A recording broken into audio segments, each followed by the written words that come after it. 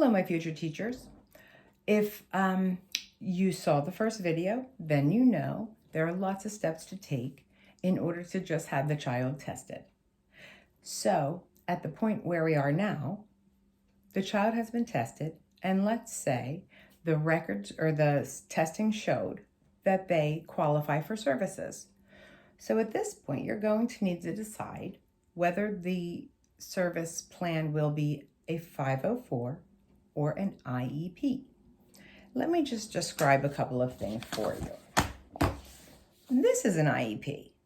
This file and how to access it is in your lesson, just like the other special education record documents. Now, the IEP form, which is for when a child has a genuine learning disability with a name, and we can categorize it. We provide an IEP, which is a legally binding document. So whether you are a special ed teacher or a regular classroom teacher, this will be a process you experience, especially if you have highly included classroom population. Okay, everything on the IEP is filled out. It is 17 pages long, and like I said, you can access it in Canvas in this lesson. But everything that's highlighted is something that, and look how it gets highlighted as we go. So 17 pages of that, and there's a lot to do. But this is very detailed. This explains how much time the child gets. This explains how we differentiate instruction for them, whether they have a special education teacher come out to our classroom in an inclusive setting, or if the child goes out for services out of the regular classroom. This details things that the regular teacher has to do, and things that the special ed teacher has to do, and things that have to be done for this child by the school. Everything's in the IEP. Again, legally binding, revisited once a year, and has to be agreed upon by everybody in the multidisciplinary team. So that's the IEP. Now, let's move on to the 504. Let's say it's not necessarily a learning disability. Let's say the child needs to take medication, or I believe for left-handers, right, a 504 is necessary for all the things they need. Well, here is the file for the 504.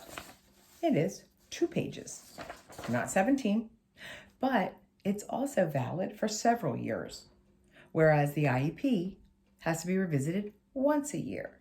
So you're going to want to keep that in mind. The 504 is less detailed. It can be any difference that the child needs in order to make education sound and free and appropriate and least restrictive for that child. Even for the IEP, we always go for the least restrictive environment.